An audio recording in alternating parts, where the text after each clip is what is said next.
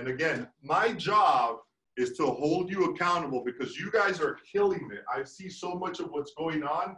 And this weekend, I asked myself, I wonder how many of the agents are either at listing appointments. I checked that off because I know Hiram went to a listing appointment and he got it. Number two, how many of you guys are showing buyers? And I know I showed buyers, so ask yourself that question. If my broker is showing buyers, why am I not showing buyers? I did a whole lot of it this weekend. So I want to show you guys how to be fanatical because I'm going to break it down to you guys today at 11. It's only going to be a 20-minute session right after your first quarter prospecting block. Guys, there's a lot of people that are actively looking to buy, sell homes right now. If you're not doing this because your mindset is messed up, and that's why you guys are showing up every single day at 8:30.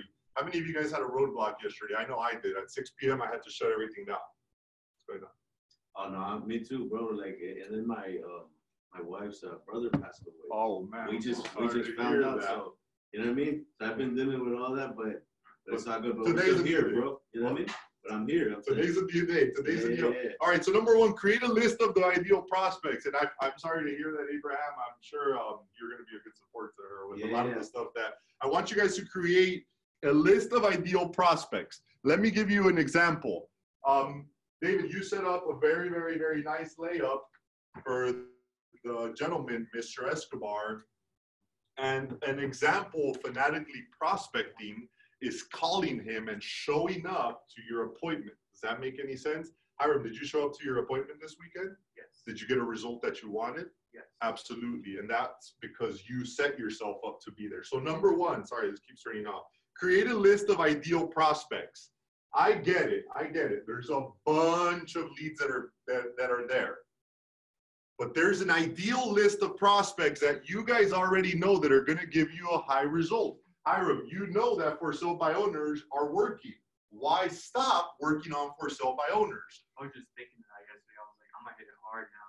You have to. And you have to find yourself and put yourself in a position where you're going to learn from what you did the last time and you're going to duplicate it.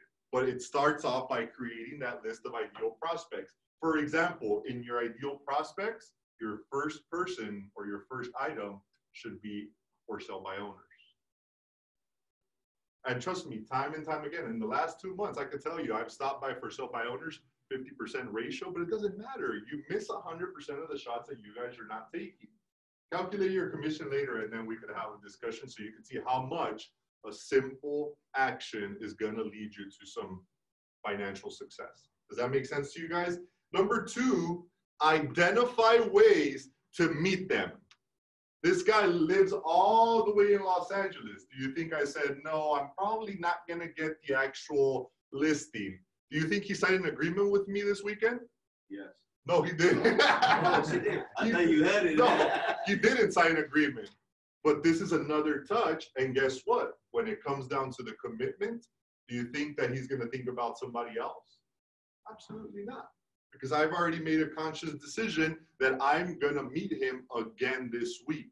If you took a contract, if you took a buyer, why not make the commitment to meet him all over again? If you were given a specific dollar amount that you're going to make, the specialized knowledge would be to follow up and send them presentation reports that you've already covered. Because people want to make sure that you are on top of the job that you were hired to do. Because guess what? These people are paying you top dollar. And I'm going to push you guys in the next few days, once I get you to become specialized, that you will not go under your 6%. Do I do stuff for 4% sometimes? Yes, I do. Because I'm still here to make money. But am I trying to get 6% all the time?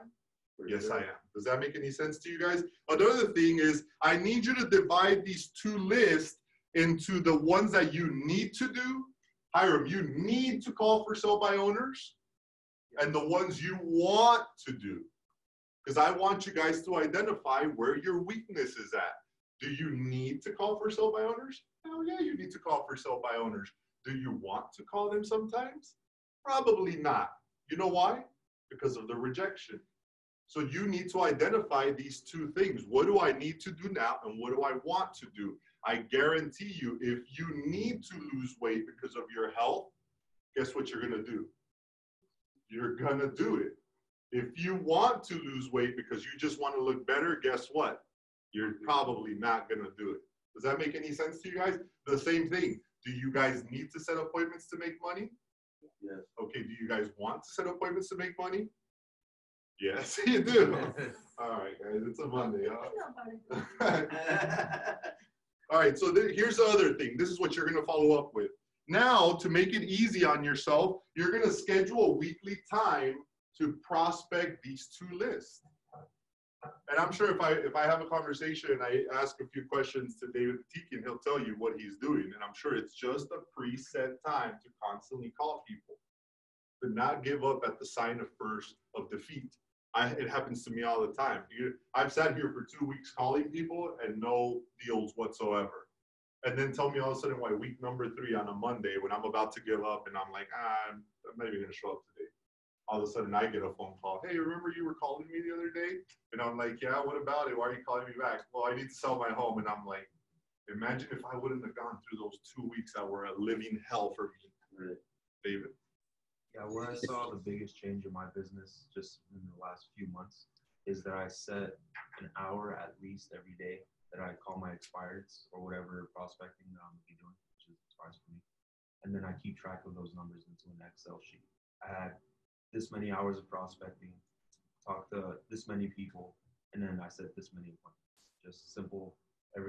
Takes an hour out of your day and it makes the biggest part of it. Which takes me to my next thing, and thank you for saying that up for me. Set specific goals and expectations.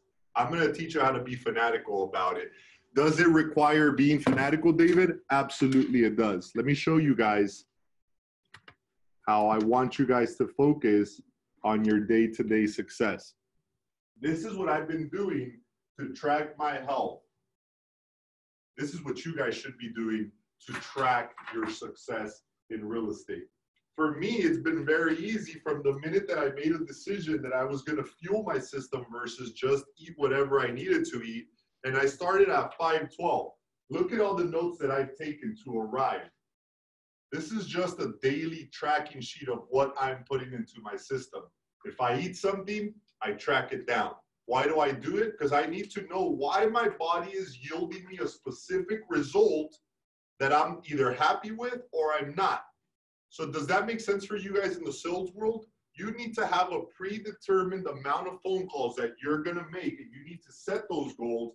That way you know what results you're going to get. The average real estate salesperson does not have a specific goal and does not have specific expectations to how many for sale by owners they want to take. So an example of a goal, if you're going to call the buyer lead, my goal is to put the month of June 5 buyers into an escrow. Does that make any sense to you guys? What do I got to do to get to 5 buyers? I probably got to make 1,000 phone calls to get there. So I'm not saying the rest of the month you're going to go super crazy, but there's going to be an initial period of the month where you're going to have to be very fanatical so you could set the appointments. And remember, the worst part about real estate, which people never explain, is that whatever happens on Monday truly never develops until Wednesday. Whatever happens on Wednesday doesn't truly develop until Friday. Whatever happens on Friday doesn't develop until Sunday. Do you guys follow that? It always happens. Even in your deals, you're going to be like, my deal's supposed to close Monday. All of a sudden, Monday becomes Wednesday. And then Wednesday becomes Friday. And that's just the cycle. So for example, if you've preset that you're going to prospect on Monday for sell by owner, expired, buyer leads, seller leads, then why don't you break it down to an expectation of 1 hour for sell, 1 hour for, yes? Another thing I noticed is it takes a specific number of calls to reach a certain amount of people after I reach that many people. Okay, so for example, it's after about 25 to 30 calls, I get 1 conversation, which I notice, which I'm doing. And then I need about 7 conversations to turn into like a motivated like seller, turn into a conversation. Yeah, and see, the other thing too is that you guys are not, well, you're getting used to it. But has anybody ever been there where I've been there where you get somebody that bites and you're like, oh crap, really? Like you're down? Like you're really down? Like I gotta go right now? I'm almost like, no way, like, that easy? And then I get a little bit light of hope. But you know what? It's always repeated activity, repeated constant activity of what I'm gonna do. So here's the last part of this formula that I want you guys to write down. You need to develop a list of questions, which we've already set up for you, for every different type of prospect. So you can't run a buyer script on a seller, can you? It wouldn't be the right thing because it doesn't have the right questions to set up what you want. Do a lot of sellers become buyers, and can you implement the buyer script onto a seller? If you look at my listing presentation, 90% of my listing presentation is derived from a buyer pre-qual script, because I will literally sit there and I will constantly tell the seller, hey, my confidence to sell your home is so high that I'm confident I could get it sold, but my biggest concern is where would you move? So let me ask you a question. If you were to move, where would you go next? And do you see how I've specialized in going into different, and my whole presentation is broken down on questions that I'm asking versus this, and this. Does that make any sense? Today, I'm going to teach you guys 5 tips on how to become really fanatical. What does fanatical mean? Hey, you said you wanted to buy a property. I found a deal for you. I'm going to be there at 12. I'll see you there. Versus taking on the non-fanatical approach is like, hey, did you want to go see properties? Maybe. Let me see if I have time. And then once they find out they have time, they're probably calling you like at 11:45. Yeah, I have time. Your setup game is so weak that by the time you call listing agent or the seller to set up the appointment, it's already like 1 o'clock. And you keep missing appointments for the lack of being fanatical. So what do I like to do? I schedule appointments with people, even if they're not confirmed with the individual, because the worst case scenario is I've showed up to preview a property. I signed up to be in real estate because I like to look at property. Have any of you guys ever paid attention to the infrastructure of different properties and how interesting it really is? Even the little crappy shacks, I'm like, man, some people put some thought into this type of stuff. Even the colors that they choose, the stucco and all that stuff. So the worst thing that could happen is that the customer does not arrive because of your fanatical approach. And guess what? You put yourself in a situation to go on your social media and be like, oh, brand new listing or whatever you want to put. You know how many times people hit me up because I'm putting stuff online? So why would I not put myself in that situation to continuously do it fanatically? The reason you don't do it is because you're not really confident of what you're doing. So that's why I need you to focus on those things. And I'll say it all over again. Create a list of ideal prospects. What's your ideal prospect? I'm not talking about create your ideal prospect of I want all the 100% finance people. Why is that not an ideal prospect? Because you know you're in a marketplace where people are putting minimum of 20% down payment. Matter of fact, you're in a marketplace where a lot of people are paying what? Cash. So why would you have an ideal list of 100% finance? Does that make any sense to you guys? Identify ways to meet them. I just gave you guys the clue. Vanessa, if you have a client that's on the wall, they've already been pre-qualified, find the property, schedule the appointment. If they show up, they show up. If not, the worst case is that you're going to go look at the property. Yeah. But they know you're scheduling the appointment. I want people to say, these people move, they move, they move, they move, they move. That listing appointment that you took and that listing that you took, Hiram, you better set up everything today during your administration time and get everything done. So the seller's like, damn, I hired the right guy. I hired the guy that's so fast at what he's doing that we're not going to fail, which is equivalent to compensation in your pocket in the 30-day period versus you being the agent that doesn't move. And all of a sudden, like 3 months later, you're about to go dead broke and you're like, what happened? Why didn't I get any results? Does that make any sense to you guys? Am I the only one that goes through those things or no? Okay. No, we're all All right, so divide them into 2 lists. What do you need to do? What do you want to do? Okay? I need to prospect. Why? Because it's going to get me a financial compensation. Do I want to do it? No, but I'm not going to add it to that want list. Because the minute I see it on the want list, then I'm not going to do it. Schedule weekly time to prospect. Very important for you guys. You need to schedule it. You guys are already setting it up. We're making you guys show up at a specific period of time. You know why? Not because I want to motivate you guys. I set you guys up to come in at a specific period of time because the statistics show that 9 a.m. start time is a way better start time than 1 p.m. for following up and doing, even for self-buy owners, if we get into that topic, most of those people are answering their phone at like 7:30 a.m. Top producing agents, that's what they pitch to us all the time. They're like, hey, I'm calling at 7. You know why I'm calling at 7? Because I'm beating everybody. I'm beating Hiram. Because Hiram does it till 9. And then all of a sudden your motivation is like, what? He's doing it at 7:30 and I'm showing up at 9 after my long mastermind meeting. All of a sudden it triggers in your head like, no, he's not going to beat me. Is anybody of you guys competitive? I'm extremely competitive. Don't make me compete because I will always try to, you know what I'm saying? Divide into 2 lists, schedule weekly time to prospect, get specific on your goals and expectations. And then the last one is develop specific questions that you're very, very well trained to answer and to ask when you're doing it. David, I hear your prospecting calls all the time, and I would say 99.9% of that time, you're not selling. You're just asking questions. And then you take notes, and then you follow up again. Take notes, you follow up again. Anybody have any questions so that we can get into our prospecting? I'm going to teach you guys how to be very fanatical. Because you know what? The client says to me, why did you show up? And I'm like, cause I'm always going to show up. Matter of fact, I get so fanatical that if I know that there's a big life event going, I will go purchase a very, very small object that's very relevant. On Ruggiero, I had a listing that was a pretty large listing. You know what I went to go do? I went to go buy the lady. She was into horses. I bought her like a little horse. Not like a little real horse, but like a little. Okay. Here you go. Yes, Dave. I want to share what I'm doing right now, what I'm planning to do. The property I got into escrow Friday, it's the same guy out there. He owns a business. He's been referring me like clients all. I went to like 3 listing appointments just because of him in the past month. And then also it's going to turn into another listing thanks to him.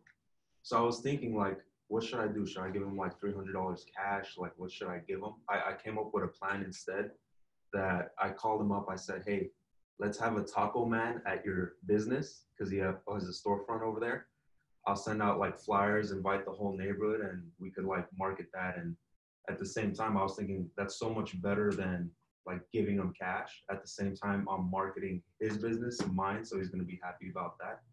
And then also I'm going to have like have titles sponsored and things like that. So I just wanted to share that was really interesting. And you know what's really neat about that, and you probably didn't catch it, that's what we read today. That specialized idea that can convert into big earnings and profit. Here's what I'm going to advise you though. Some people prefer the cash compensation. Some people know it's a business. Some people are just curious to see how successful you're going to become, so they're going to help you push.